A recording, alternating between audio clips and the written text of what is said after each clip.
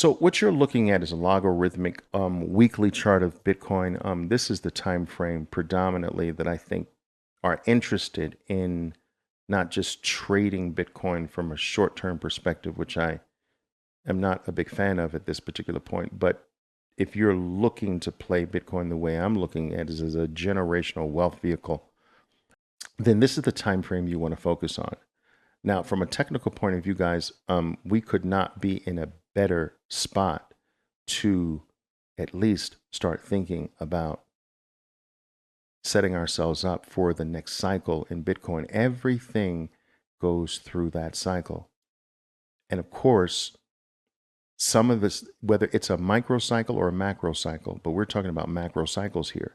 Now, what makes this cycle so difficult to ascertain is that sometimes the left leg and the right, or the left foot and the right foot are not relatively even like this.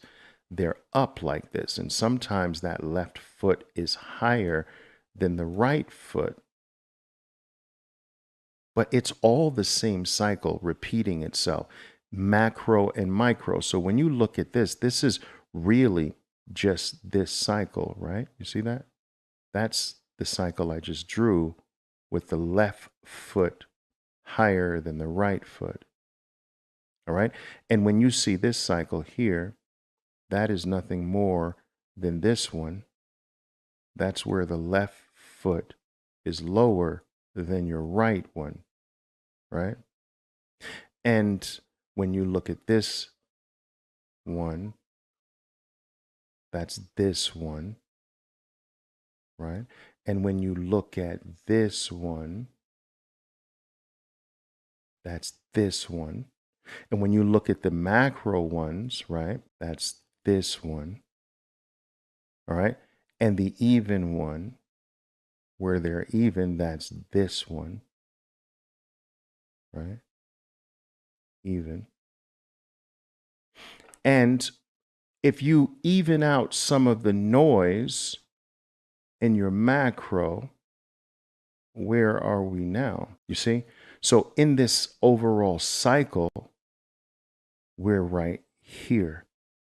Now, what a lot of people want is just this, but that is not how you accumulate for generational wealth. You must start before the turn. If you wait for this, there's the potential of not getting enough and it running away from you. So you must start before the turn and through the turn.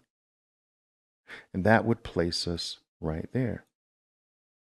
Now, as you can see, if you look back historically, this band of mine, and you can grab this, guys. Let me show you where to get this. This is in Trading View. Go to Indicators and just basically type Oliver Velez, and you see Oliver Velez signature MAs.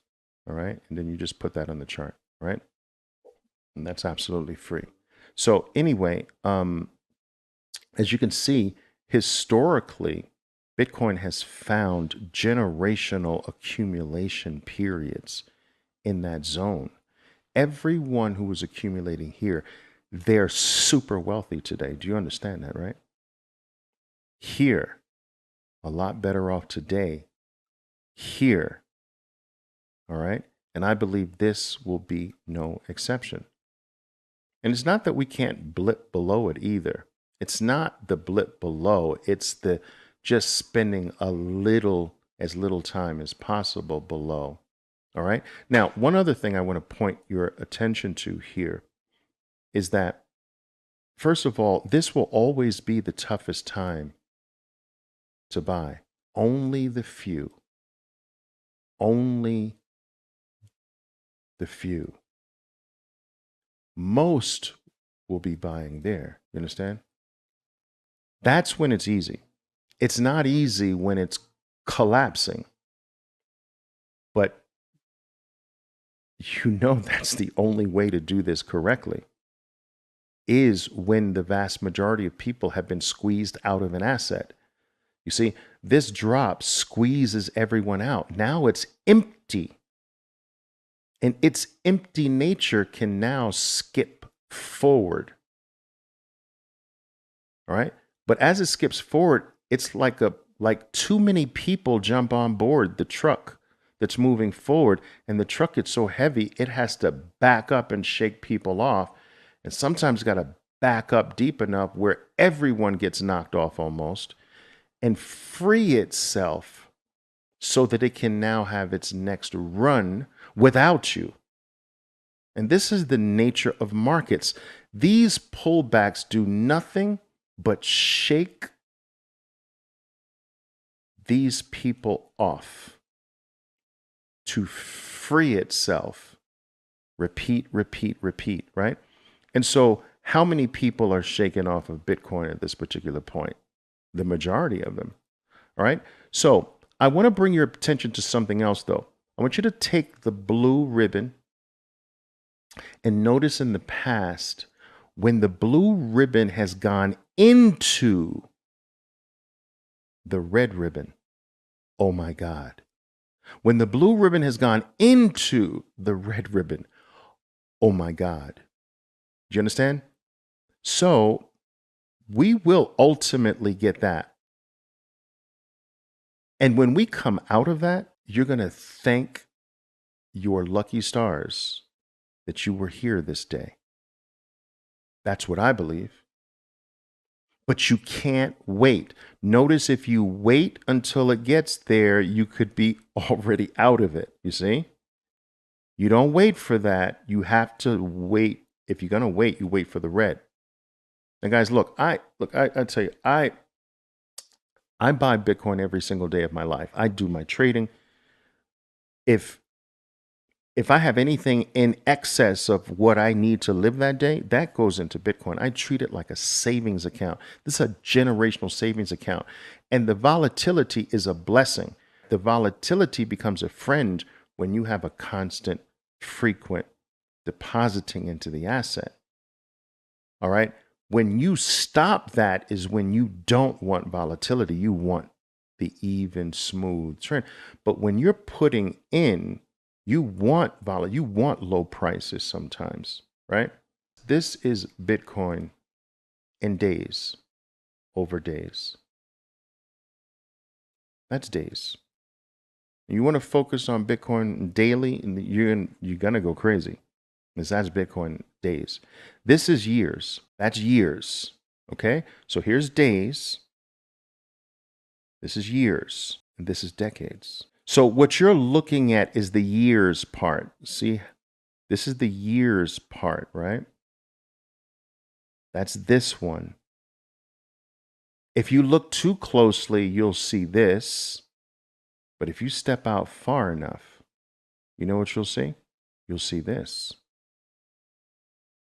It's this that makes it the ultimate wealth generating vehicle.